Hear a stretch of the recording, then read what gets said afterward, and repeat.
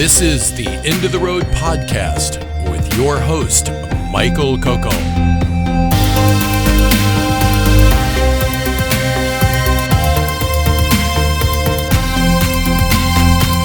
Exploring the horizons we never touch because we're already there.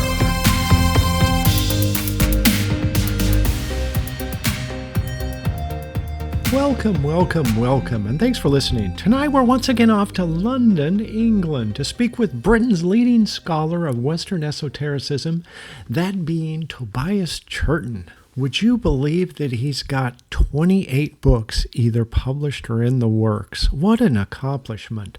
This one we're focusing on is his new release called The Books of Enoch Revealed, subtitled The Wicked Watchers, Metatron, and the Fruits of Forbidden Knowledge.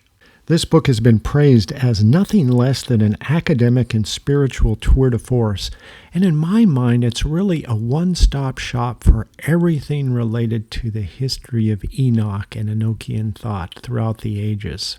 But of course we wouldn't expect anything less from Tobias, and without further ado, here's Tobias Churton to unpack his wonderful new release.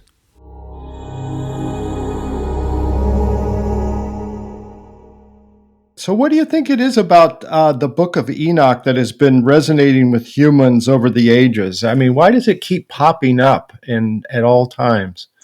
I think the first reason it's always had a special place in certain seekers' minds is that, of course, Enoch, according to Genesis, is one of the earliest human beings, seventh in line from Adam.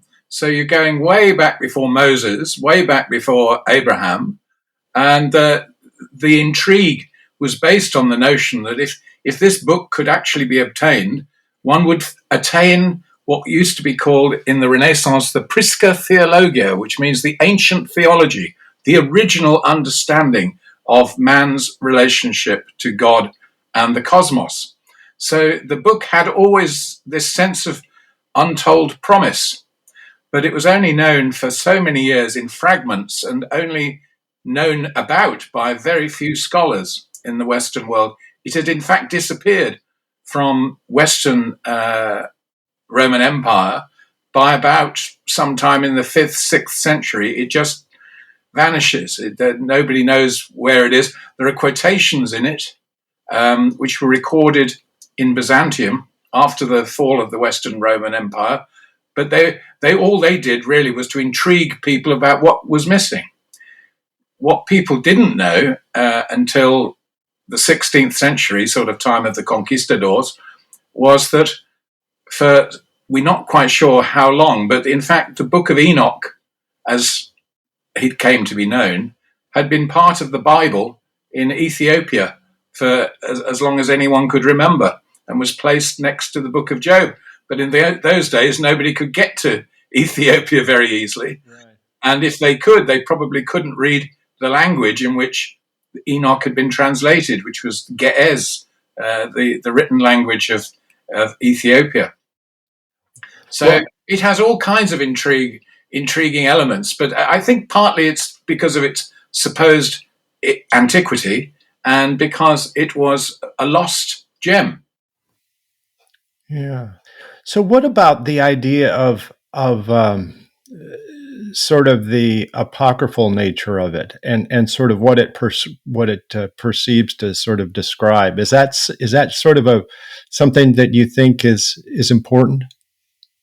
I don't think scholars who are seriously engaged in the study of the Enochic literature, because there's all sorts of elements to it. It's not just one book. And that one book is not one book. It's a collection of different treatises. But I think they would not be impressed that it wasn't worth studying because it had been called apocryphal. And there are two meanings of apocryphal. And one, the original meaning, was a secret book, which had come from a source that was suspected. That's one meaning of apocryphal. The other meaning was that it had no authority in the church. But we know that in the Epistle of Jude in the New Testament, Judas, possibly the brother of Jesus, not Judas Iscariot, but Judah, his brother, who's named in the Gospel of Mark, quotes from the book of the Watchers, which is an important component of Enoch. And he quotes as an authoritative description of the coming of the judgment of God to the earth. And most early fathers of the church were content with that. They said, well, if it's good enough for Jude, it's good enough for us. If he believes it has authority from God, it has. This is the only quotation from a prophet in the entire Bible, Old and New Testament, that is not actually in the Bible. All other prophecies can be found in the canon. Micah, Jeremiah, Isaiah, Ezekiel, Zechariah, Obadiah, you name it. They're all can be found there. Here we have this quotation in Jude, and the book to which it refers, confidently, it's a big part of his message, is not there. And there were several reasons for this. One of which was that some rational-minded people said, how could this Enoch book survive if it was written before the flood? It would have perished in the flood. And then another church father would say, well, not necessarily. It might have been packed aboard, or Noah might have memorized it. So, and who are you to say whether it was there or not? Other people said, well, the Jews themselves, they're talking about the rabbis who dominated Judaism after the collapse of the temple in Jerusalem in 70 AD. Many of the rabbis didn't like it either because it represented a brand of Judaism which they were suspicious of, namely apocalyptic literature. And whereas in the Christian church, a great deal of the Christian message then and today is apocalyptic in nature. That is, it's about revealing a supposed time plan that God has always had in mind, so to speak, for judgment and purification of his creation. So it was a bit funny of Christian teachers to claim the Jews as being on their side. But as it was a work of Jewish literature, they said, well, if some of these Jews don't like it, then, but the fact of the matter is it was perfectly obvious to study that these texts were hot texts in the period and education that Jesus would have known and was familiar, certainly it would have been familiar to his general background. It was a popular text and much imitated. The book of Revelation, which is you can hear quoted from one end of the Americas to the other, as if it was the only book, is very largely influenced by the writings in the Enoch literature. Yeah, and you kind of had a little bit different spin on that I've got on the book, and I had a quote that you said, when justice seems remote in present circumstances, that there's a turn toward apocalyptic visions. Mm-hmm. And I thought that was sort of a unique sort of twist on the way I had thought of apocalypse or apocalyptic visions before. I think that's, well, the whole point, the word apocalypse means literally in Greek apocalypsis, to bring out of hiding. So what the apocalyptic writer is saying, everything may look evil, everything may look bad. The righteous people may be oppressed, and the rich and the wicked dominant. But worry not. This is all part of a plan that has been pre-made, and you can be confident that this period is going to end in a glorious justification of the righteous and the utter condemnation and execution of the wicked. So, of course, it's going to be popular when you're looking at people who feel profoundly uneasy about what's going on and fearful of the future and feel helpless. The idea being that God's got his eye on all this and he's going to, imminently. And one of the great things about reading the what's called First Enoch, the first major collection of Enochic texts, is you can see this apocalyptic worldview that's now quite familiar to many of us. You can see it in gestation. You can see it in its early stages. You can see it being born, grappling with all the different issues of where evil came from. Why does evil seem to triumph? What's going to happen to the trodden on people? How do you cope with these huge empires and powers with armies that crush? You've got to remember, of course, that the Jews had been through one invasion after another, and every time it looked like things were getting better, they get slapped again. And the formation of the Enochic literature mostly belongs to the period when Judea was being fought over by two powers, the descendants of Alexander the Great's generals. You have the Ptolemies in Egypt. Cleopatra, the famous one, was a Ptolemy of Greek origin. And you had the Seleucids of Syria. And in between, and poor Judea was stuck in between these rival descendants of Alexander's generals, and suffered greatly under Antiochus Epiphanes in the 160s BC. He actually banned Judaism altogether, forbade its practice, made priests eat pork, and erected an idol, a pagan idol, in the temple. And that, of course, caused a massive revolt led by Judas Maccabeus, who retook the temple in, I think it's 164 BC. So it's this literature, and the Book of Daniel is another important apocalyptic text. It's coming out of this period where it seems that this is the last straw for the Jewish people and their religion. Is this the end? And the apocalyptic writers are saying, it will be the end, and it'll be a good end. Don't you worry. You're heading for a golden age. Where have we heard that before? This is all going to be absolutely fine. Trust in this vision. And of course, people did. And there's a lot of this apocalyptic in the New Testament. And it's in certain circumstances, it's become the dominant aspect. I remember there's a wonderful German theologian writing in about 1600, later than 16, about 1640s, and he says these apocalyptic visions always generate more interest when, he says, the church is slowing down. In other words, what he meant by that was it's losing its spiritual integrity and is getting cold feet and attack of the heebie-jeebies. Then the resort is to, don't worry, help is going to come from above, Yeah, and a lot of people, that is their faith. Constitutes the Christian faith for them. The notion that the evil won't last; it's going to be removed. That constitutes the message of salvation. But there are other ways of looking at it, of course. Yeah, you want to discuss, since you talked about the Enochian view of evil and sort of the Watchers. You want to dive a little bit into that? Well, it's fascinating. There's a theologian based in Michigan, a very fine scholar of Second Temple Judaism, and he takes the view, more or less, that the Enochic literature has a completely original theory of the origin of evil, quite different to I won't say mainstream, the other dominant Judaism of the Second Temple period. Second Temple period, we're talking, should we say, the 300 years leading up to the Christian period,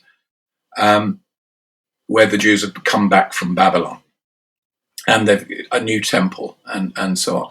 So he says that this idea of the Watchers, there's a line in the Book of Enoch where it refers to Azazel, the leader of these wicked Watchers, bad angels, who've come down and taught men how to fight, how to deceive, how to in all the black arts, you could say, what a breastplate is, how to make better weapons. All this comes from the wicked Watchers. And there is a line in Enoch, and he says, to him, Azazel, ascribe all sin. Azazel is a kind of Satan-type figure. He's possibly a component of later ideas of, the absolute evil one. Satan, anyway, isn't a name. It's a description of a job. It means the adversary, which means prosecuting counsel in God's court. And the original idea of the Satan is somebody who serves God as his prosecuting counsel, so sort of a heavy lawyer, somebody you don't want to get mixed up with, but he's still serving God in that period. Azazel, however, is a rebel angel who's come with all his mates who've sworn a pact on Mount Hermon that they've seen human women, and up in heaven they ain't much of that about, and they see what's going on earth, and they are so swept up with utter lust that they compact to come down and have their way with the women, and this produces the Nephilim, is the Hebrew word, which has various meanings and interpretations, some quite extraordinary. But you've got this idea that that evil only corrupts the world because the Watchers came. Otherwise, it was pretty good. It seems an extraordinary view to hold about that all evil in the world came from the Watchers, because, of course, according to Genesis, before this happened, you've got Abel is murdered by Cain, and you've got the disobedience in the Garden of Eden. But people in this who are interested in this field in 2nd century BC, 1st century BC, they need to know that this evil has a recognizable source, and that it has to be recognized that this evil cannot be dealt with by human beings because it comes from a higher world, and therefore they are dependent on an intervention of the supreme God into the world to deal with this evil. And that is the helplessness that is in the apocalyptic scheme. Man can't do it through his own will, because he's been what these wicked angels brought was miscegenation, which is the perversion of the stock, so that the influence of this wickedness comes through all humanity, and the knowledge that they taught, the wicked knowledge that they taught, despite the flood, according to Genesis, having wiped away so many of the evils, somehow it's still there. But we can't get it. We haven't got time to get into where the flood narrative originally comes from. That's another fascinating thing in itself. But there is this idea that what God had made has been corrupted, and it was corrupted due to a prime corruption in a higher world. And that's the fact that is a sort of original idea, because in the legal writings, which Christianity has inherited, the Mosaic Code, the only evil is done either by God for his own purposes, or by manipulating other nations to invade Israel or Judea when they're naughty, or when they're disobedient, or mostly it deals with the evils that men do. They tell lies, they commit adultery, they steal, they murder, they make war, all of these sins. So Enochic literature is very interesting. It's looking for a cosmic answer for why this evil is so powerful. Why does it persist? Why is it can't be just dealt with in the individual? So in that sense, that's a very original.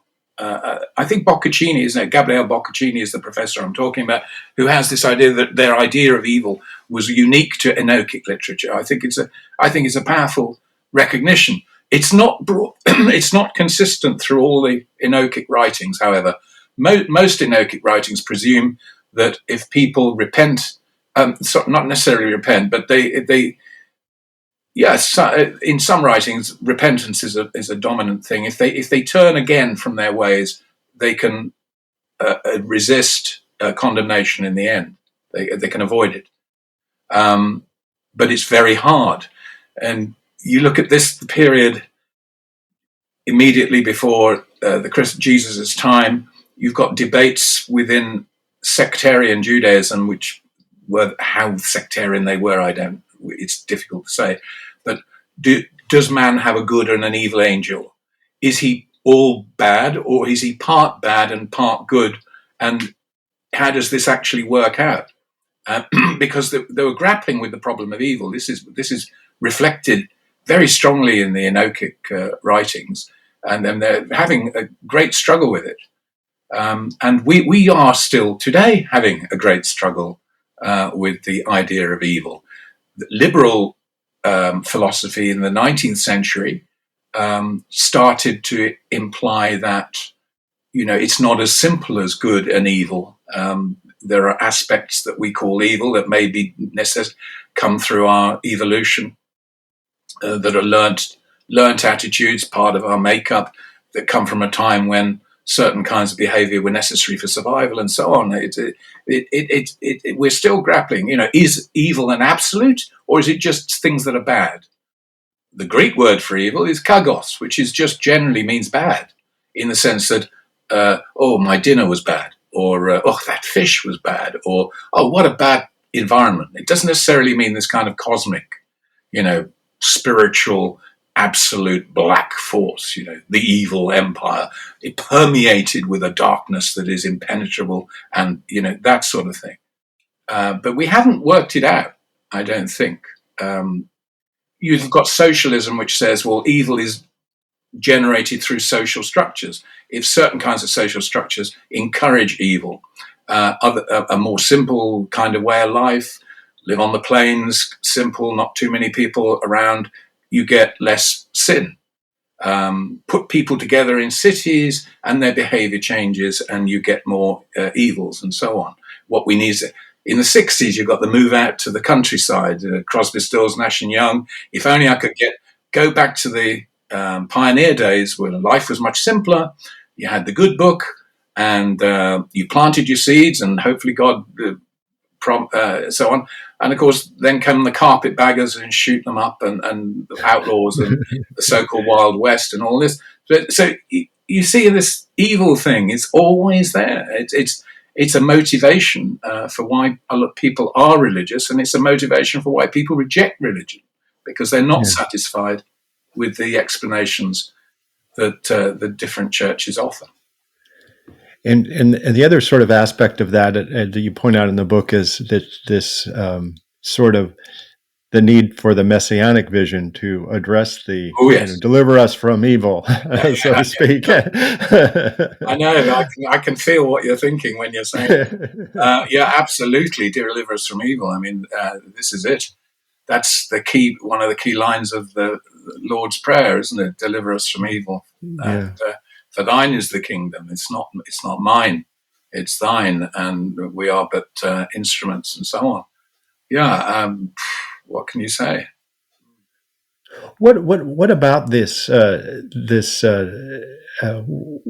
Enoch was shown in the vision. Do you have a sense of that? When he's actually ascended, about God's plan and the evil and the ethics behind it, perhaps. The morality that's. What's the actual question? I can't quite figure that statement into. Well, sure. I mean, you draw some parallels in the book to the Messianic Jesus figure, and yes, he could almost be Enoch, couldn't he?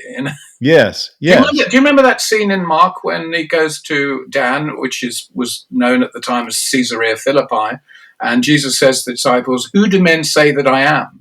Yes. And I think Peter replies, well, some say you're Elijah returned, and some say somebody else. And I often wondered whether the somebody else was Enoch, because there is this, you could always, if you read First Enoch from a purely Christian perspective, which they did and do in Ethiopia, it's obvious to them that the ultimate redemption is Jesus, and that there is, in the later in date part of First Enoch, you have a whole, it's called the Similitudes of Enoch, the section is, or the parables. You are introduced to a figure that is fascinating because we hear about it, but nobody really knows what it means, is a figure called the Son of Man. And the Son of Man is actually a title in Enoch, and he lives with God, and he's kind of like God's right hand, Son of Man, which means Son of Man seems to mean something like he's like man, he's like a man. The origin of this term comes, we think, from the book of Daniel, where Daniel is visited, he says, basically by an angel, who is like a man, meaning like a son of man, i.e. a son of man, and Adam means a human being. But this son of man figure reflects the glory of the Lord in heaven. And Enoch is introduced to him. And at the end of the similitudes, it almost seems that, in fact, as far as we can tell from the story, it's more than implied that Enoch is made into the Son of Man. And in a text called To Enoch, he's completely transfigured into an archangel, such that when he comes to earth to see his son Methuselah, he has to have his face frozen because the glory of heaven would be too much and damage mere earthlings. There's even an Islamic picture of their Enoch, which is Idris, with a huge veil over his head when he's talking to his son. So it's the same thing. He becomes a being that is a supernatural being altogether. And in third Enoch, he actually becomes what he calls Little Jahveh. That's the name of God. He's right hand. He's God's absolute emissary. Now, in the Christian world, this is a messianic role for Jesus, no question about it. So it's almost like the Jesus mythology of Jesus' messiahship and its connection to God's court and will, my Father's will. Was it I and my Father are one, and so forth. This is prefigured in these Enochic writings, and it's my own belief is that Jesus was very familiar with this text and recognized himself in these writings. And I'll give you an example of that. Now, a lot of theologians are perplexed today about how to explain to ordinary Christian believers about Jesus' anti-demon ministry. What was all that about? What's this casting out of demons out of the madmen of Gadara, and the demons jump into the swine, the pigs, launch themselves off a cliff? Can't he destroy the demons? Who are these demons, and what's this ministry all about? Well, if you read the Book of the Watchers, the explanation of that and other aspects which are familiar to us now become clear. The idea in the Book of the Watchers is when Enoch condemns the wicked watchers for having sex with human women and producing these giants, thousands of feet high, who start to eat human beings and everything they can find. They're monstrous, absolutely monstrous. Absolute miscegenation. Complete mixture. The heavenly mixing with the human and producing something horrendous. Yes. When these are destroyed by God's will, would appear to tie in with the flood narrative, that somehow the flood wiped them out in the Enoch use of the flood mythology. But of course, because these beings have the heavenly spirit in them and are immortal, they can't be destroyed. They can be disembodied, but they can't be destroyed. So they have to be put somewhere. And it says they go to the dark places of the earth. They're put in chasms, but they can congregate around certain areas. So you can imagine in the old world, if you find something like hot springs, volcanic activity, deep chasms, caves, the natural tendency would be that's where they're at. They're in that. See that smoke coming out of there? That's your. And these demons, if people weren't careful, these Nephilim could jump into your soul and take you over and send you mad and make you do evil things. So this, to me, satisfactorily explains Jesus casting out of demons, a technique he also taught to his followers. Because he said, we're up against things. We're not just up against principle. We're not up against the Roman Empire. We're up against spiritual evil. This is something that goes back to this primal catastrophe that's happened when the wicked watchers corrupt mankind right at the beginning of the human story.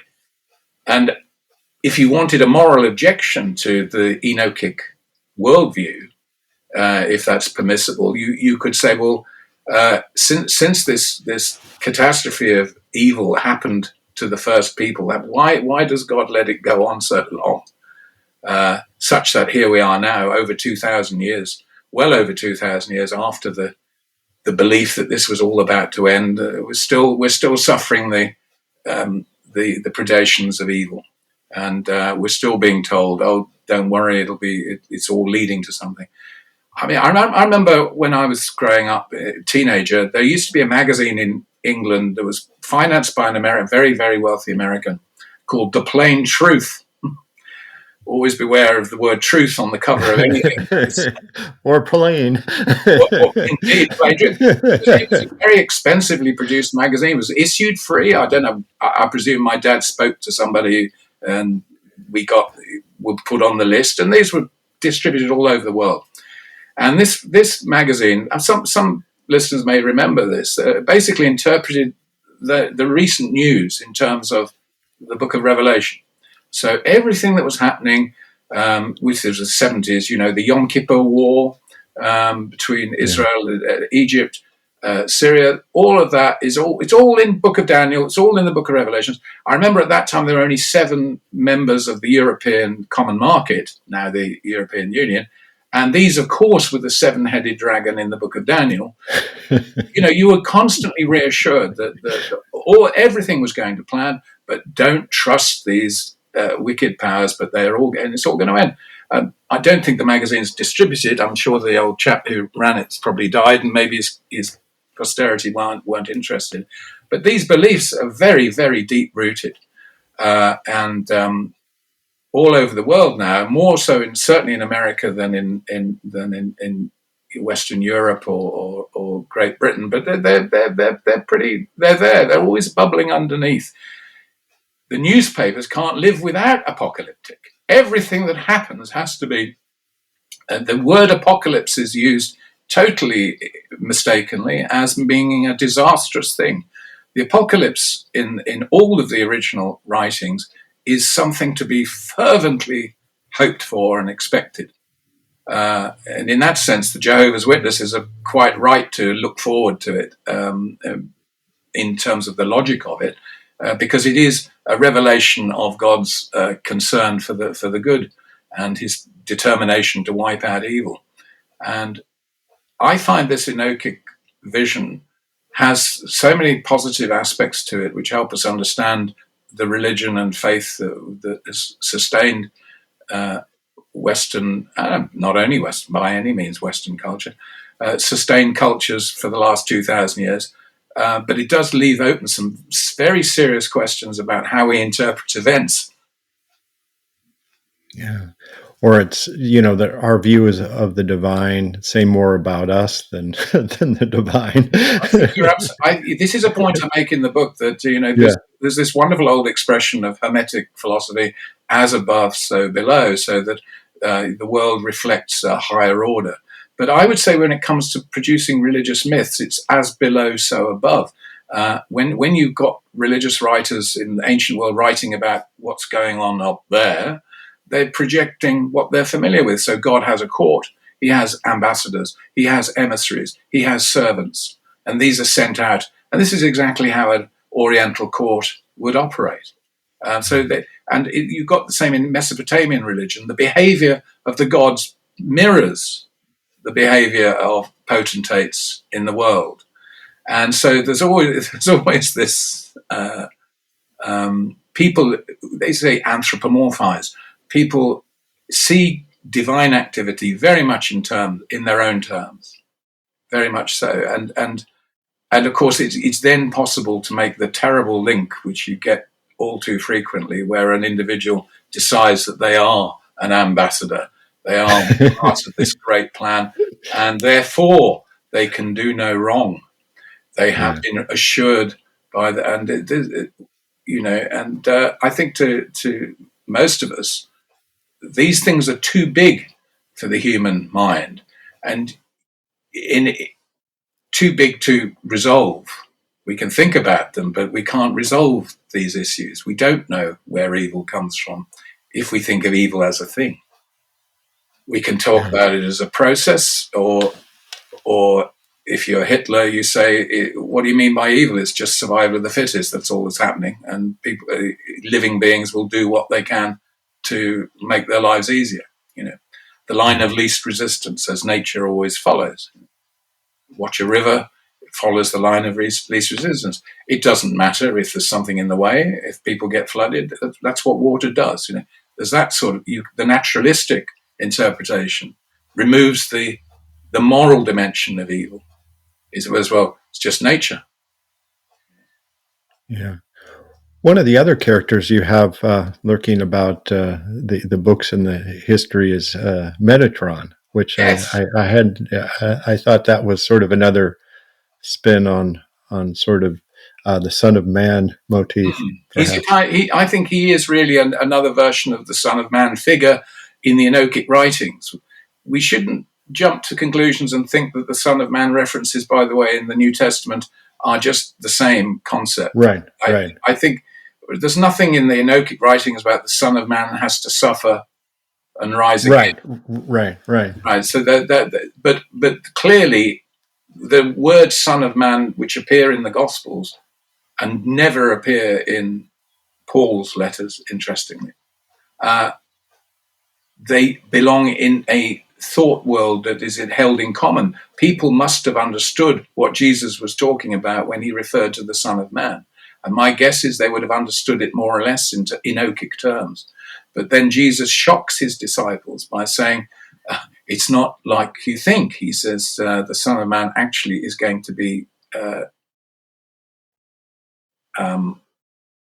killed. And Peter at Caesarea Philippi, according to Mark, actually attacks Jesus. I can't live with that notion. How can the Son of Man be held by the powers of this world? That's absolutely what he can't face. So that's very unique to the gospel Son of Man. But the Enochic literature carries on anyway, and Gershom Scholem would say that it's really at the origin of Kabbalah, Jewish mysticism. And by the third book of Enoch, which is very impossible to date accurately, but it was probably around by 800 and may have been around in the 2nd, 3rd century, maybe. We've no evidence for it. Our earliest manuscript is 17th century, in fact, which is very late for a manuscript. But in that, Enoch is Metatron. And it's a fascinating name, Metatron. It sounds like science fiction to us. It does. Do you remember the movie in the 80s, Tron? It's a kind of... Yeah, exactly. And of course, because it sounds Greek, which some say suggested that's its origin, Metatronos, meaning by the throne of God. I don't think that's the origin of the word, and there's a lot of study on that. But you have there a persistent myth. I once contacted by accident a lady who I thought was somebody else, and I said, "Are you so and so who I used to know?" And she said, No. I run an organization where I get inspiration from Metatron. Yes. I thought, who is this lady? So it's living in the south of England somewhere. And she said she felt she'd been contacted by this archangel who gave her moral and spiritual guidance. Absolutely fascinating. I said, I'm sure I asked her, where did you get this idea of Metatron from? That was something I read, There's a very interesting anecdote of spiritual ideas generating other spiritual ideas. Now, Metatron in the 17th century comes into the writings of Robert Flood, who we think was involved with early Freemasonry in London in the 1600s. And his view was that Metatron is Christ. And the Jesuit philosopher Marin Mersenne wrote specifically against this, said this is absolutely wrong. But what Flood was thinking, Dr. Flood, very brilliant man, what he was thinking was that this Metatron is really like the Logos. If you're familiar with John's Gospel, starts with the Greek enarche ho logosin, meaning in the beginning was the Logos, which is translated the Word. But it doesn't mean a word or the word of God as a writing. The Logos is a Greek concept for the intelligible aspect of God, the intelligence, if you like, that sustains the universe. And if you Isaac Newton used the Logos to explain gravity. People said, but why does this gravity exist? And he said, if you took Christ out of it, it wouldn't work. So He believed that Christ is the universal intelligence which sustains the universe. Now, that is a Metatronic concept, there's no question, because at the end of the Enochic corpus, Enoch 3 Enoch, Metatron has exactly that role. He's the one sustaining the whole thing, and he's responsible for it, and he's God's emissary. And as I say, in Christian mystical circles, there is this link, for those who care to see it, between the image of Metatron and Christ in his cosmic sense, sustaining the universe.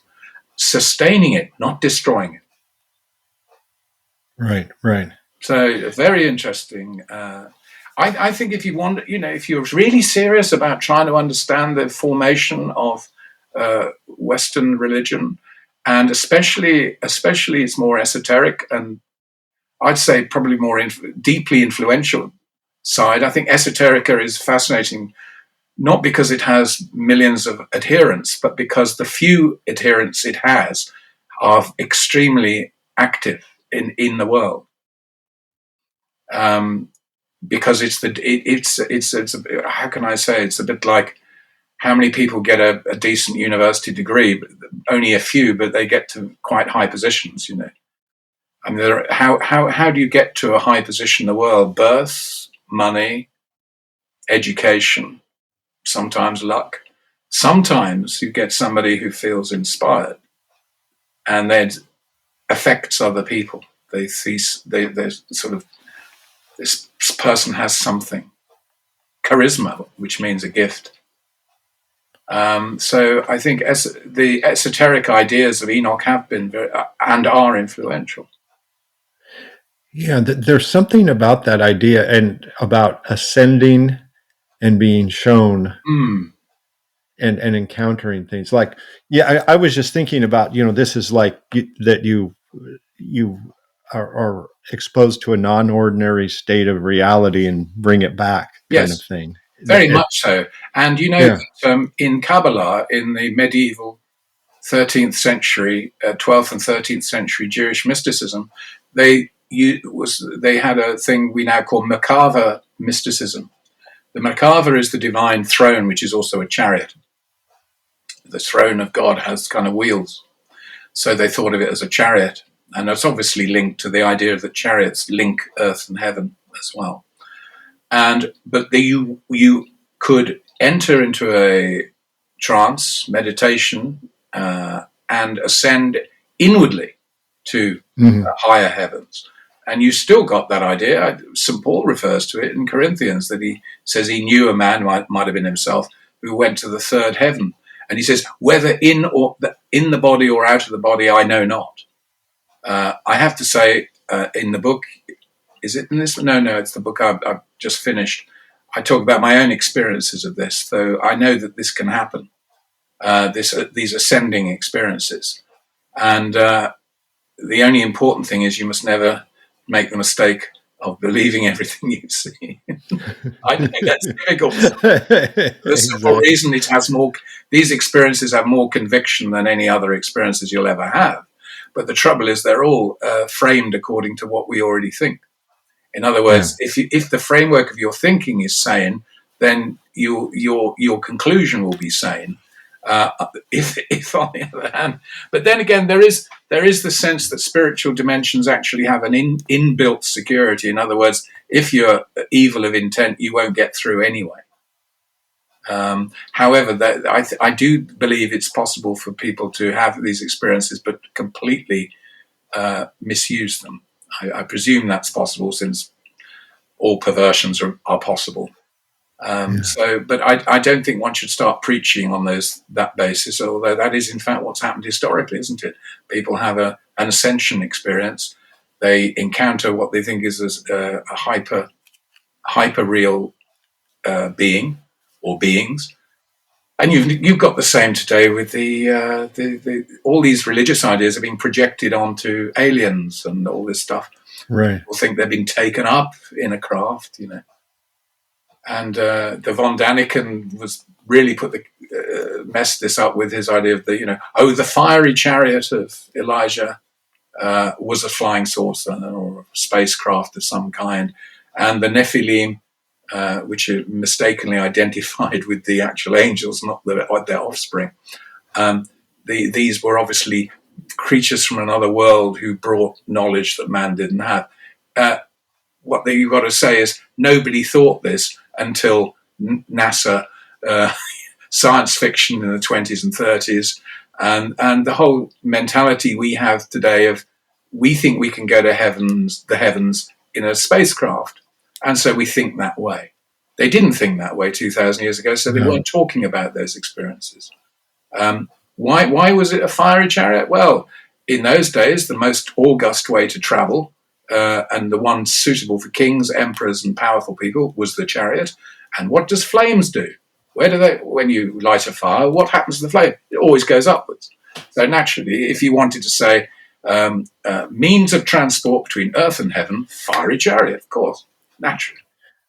Yeah, and we have one that goes through the sky every day in the morning. Now we take fiery chariots completely for granted. Now there's another thing, isn't it? I mean, here we are living in this world where most of us don't even understand the science behind what we're using, like this computer. We don't really understand it. Maybe you do. I certainly don't. And we don't really. If you said, could you make a supersonic aircraft next week, you wouldn't know quite where to start. You might ring Boeing if you're taking some risks. But, how do you do this? But we're now faced with a world with so much knowledge that is not in our possession, that it is becoming more tendency to ascribe knowledge to extrasensory sources. So in a way, it's a way of dealing with our helplessness again, to have this alien idea, I think, And again, you have the messianic thing that they're coming to save us. Calling occupants of interstellar craft, sang the Carpenters back in 79, I think it was. We come in peace for all mankind, which is the very words Neil Armstrong took to the moon. Suddenly these aliens are coming back with the same message. But I remember before the wall came down, Berlin Wall, I was in East Germany, and I went to an exhibition of their arts culture center in East Berlin. And it was an exhibition of Russian paintings of UFOs. And there were all these quite naive paintings of meeting aliens. There's a huge belief in this across the USSR. And what was fascinating was that the craft all looked like they'd been made in Moscow in part of their space program. But every aspect of the picture was religious. They were icons. They were describing heavenly beings. The projection onto the science was their mystical religion that they inherited from their Orthodox tradition. It was fascinating to see these ideas working on minds that perhaps were not sophisticated sufficiently to see how people's visions are dependent entirely on the culture that you're raised in. If you take an ordinary mind to a higher level, it's still an ordinary mind. Yeah. That's kind of depressing. Never mind. I just think that these activities should carry a health warning. That's all. Yeah, no, exactly. Well, so when I was reading about the Watchers in your book, I wasn't thinking that they were aliens, although I'm sure that you could all. That explains a lot of the interest today, doesn't it? Right. In Enoch, you're saying why have people been interested in it, and I was talking about historically. But if you say why today, well, obviously it's because the Watchers looking for it, but they're also looking for a fresh prophetic revelation. So that explains what's the fears that people have got now. Obviously, and anything which can try and make super sense of these things rather than the kind of sense you get from the news, which is every day is another slap in the face. But if you have a cosmic understanding of what's happening, you can calm down a bit. And these works offer a certain amount of cosmic understanding, or at least what settled people's minds 2,000 years ago and occasionally since. I haven't gone to think. I mean, it would be interesting to write about what kind of reassurance would really be powerful today to people's fears of the future and powers of the present? What would it take now to reassure people? And I think Steven Spielberg pretty well did it in Close Encounters. It would have to be a massive vision of technological supremacy dressed in a message of peace for all mankind, and that would just about settle our. But in the absence of that, we have the Books of Enoch and our own intelligence. Yeah, I couldn't help thinking that the Watchers, rather than aliens, were almost like egregores or something. That they would come in and possess, like the luster. And I don't know. I was just thinking that. I wasn't looking at it literally. I was looking at more archetype as archetypes, and I don't know if that's. I mean, that's a product of this age too, to look at it as an archetype. Well, we don't really know. I mean, we obviously the term Watchers, by the way, is quite a late use of the Aramaic in terms of Jewish literature. The phrase used in Genesis 6 is the sons of God. The sons of God who live in his court. They're the ones who descend upon the women. But the phrase in the Book of Enoch seems to come from a bit later, maybe. Genesis is usually dated around 500 BC. It's obviously a compilation of different sources. And the Books of Enoch are the individual parts are distinct. And not so mixed up as you get in say, the Book of Genesis. But where did they get this idea of the Watchers? Well, obviously a Watcher is looking down, so it's associated with the light from above, obviously. And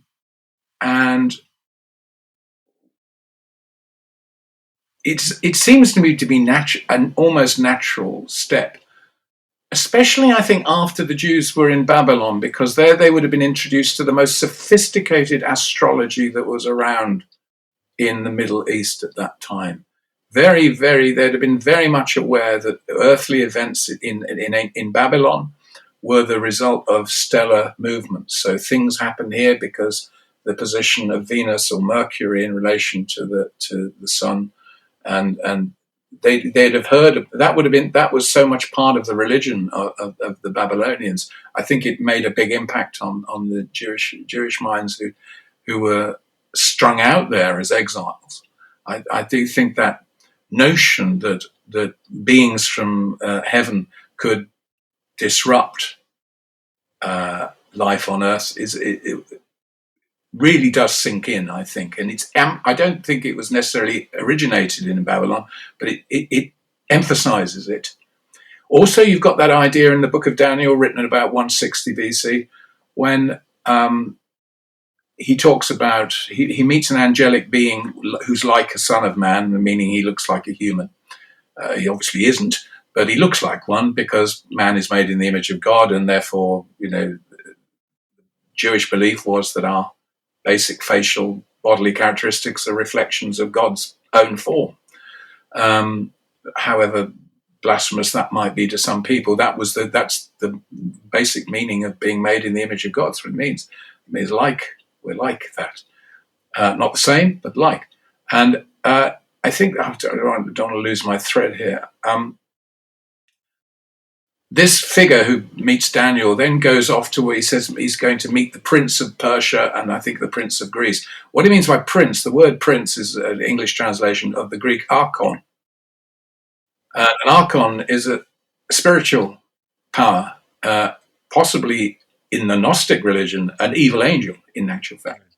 So the idea was that these Nephilim, these spiritual powers, had actually become worshipped by the peoples of other countries and constituted their gods. So the gods of Greece, which oppressed Jews, the gods of Persia, which had oppressed Jews, these gods were in fact evil princes, and they're going to be dealt with by God's emissaries.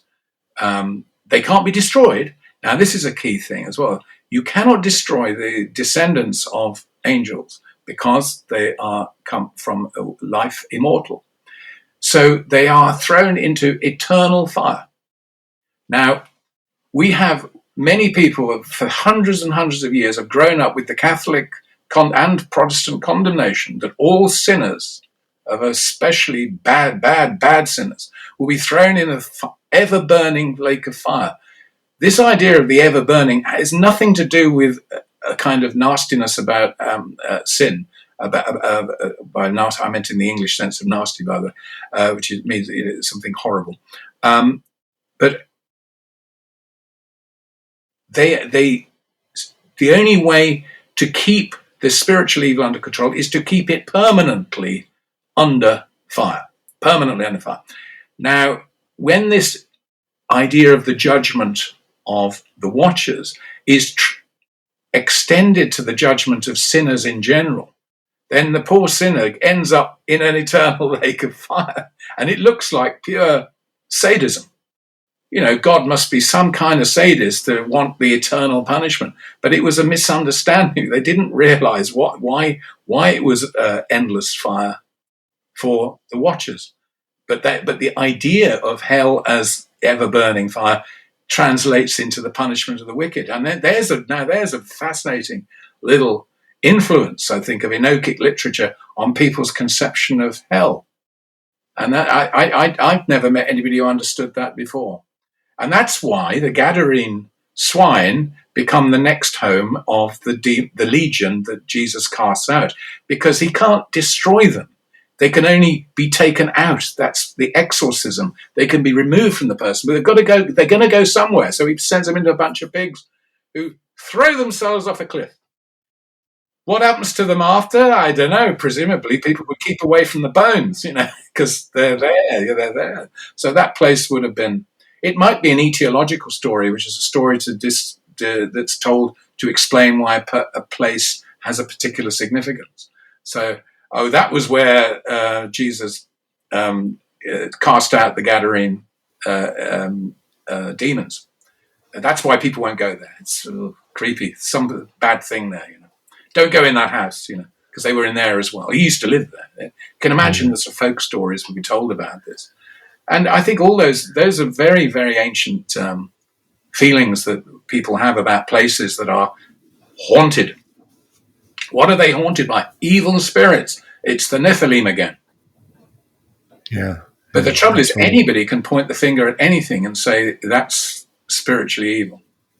And, human beings being all sinners, as far as we're told, everyone's pointing the finger. It's very easily done. It's their fault, And I love that thing of Jesus condemned this judgment thing. And he says, before you look at the mote in your brother's eye, look at the beam in your own. And I think should silence people who make too many huge judgments about other people. Look at your own sin first. You may find it's bigger than you thought, Squire. So you mentioned that you had another book on the way too. I mean, you're always up to mischief. You've got like one book after another. So is there another one after this, or another one you're working on? The next book is my title for it was Heaven: The History. But publishers seem to think that there are too many books with the word heaven in. I wanted to explain the whole history of our conception of heaven right through time. And as far as I knew, nobody had done this. And in all cultures, I don't just mean Christian, Jewish, or Catholic or Protestant. And I cover the whole thing: Eskimos, pre-Columbian civilization, African, Far East, Chinese mythology, Greek, Persian, everywhere that I can find, Polynesian, Australasian, all the ideas of heaven that we know about from literate cultures, and what we can glean from the archaeology of pre-literate cultures, Stone Age man, so-called, and all those things. I thought it would be fascinating to bring all this together as a story and say how, our ideas about heaven that we've all inherited one way or another, are they held in common? Are they universal? Why are some different to others? And why do we condemn some people to go there and others there? All this stuff. And again, just to show people the facts that we know at the present time about where our hope lies. Everybody wants to meet their loved ones after we lose them, because loss is unbearable. So it's not about does heaven exist, although at the end I do a little peroration on that line of the John Lennon song, Imagine There's No Heaven. My conclusion was actually it's easy to imagine there's no heaven. It's imagine there is one, I think, is getting more difficult. But it requires a lot of imagination now to think that there is a special reward for the good, because we feel beset by a permanent state of crisis where nothing ever seems to get settled justly, and people promise that it can be settled and just give me 10 minutes, I can do it, or a day. Doesn't happen. We're stuck with the problem of being in this world. And one way we've dealt with this problem is our ideas of heaven. And so I thought it seemed a natural step from doing Enoch. Maybe it's the ultimate, maybe it's my last, it might be my last sort of adult book.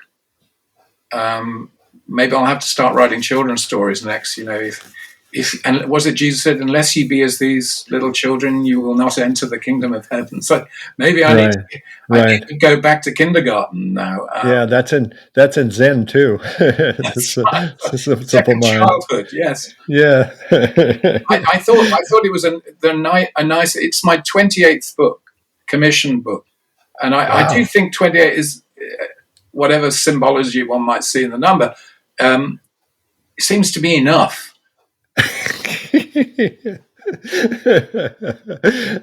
Well, at least if you're a good place to start at heaven, but then, as below, so above. So absolutely, that's in the book, and I really wanted to understand. People talk about Plato and the philosophers.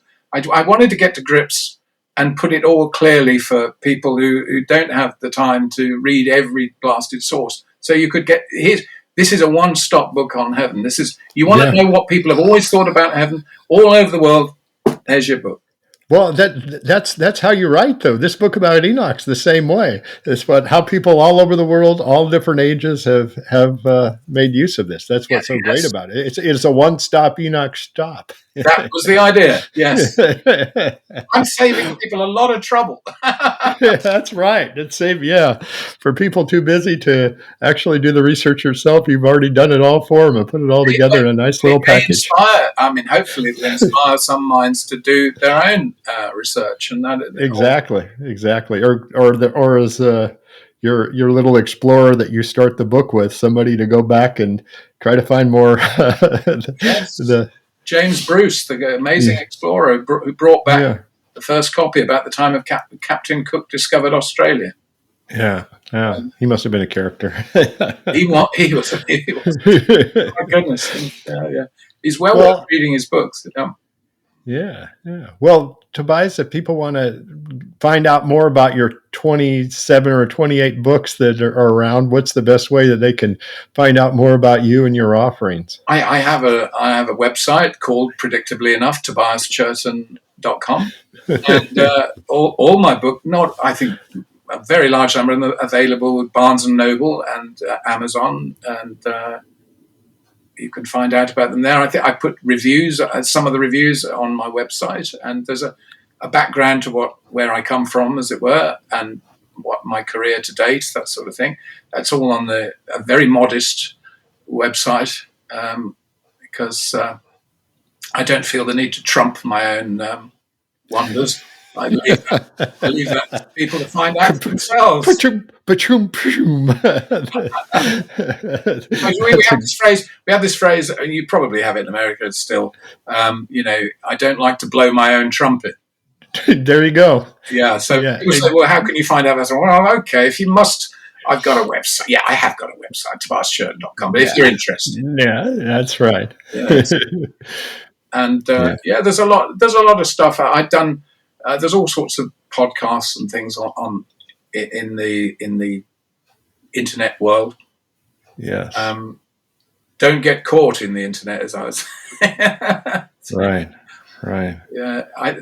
The best thing about the internet was when it started. It had an atmosphere of freedom about it that was quite new, and I've noticed over the last quarter century that it's becoming more and more an oppressive kind of force that's distorting realities.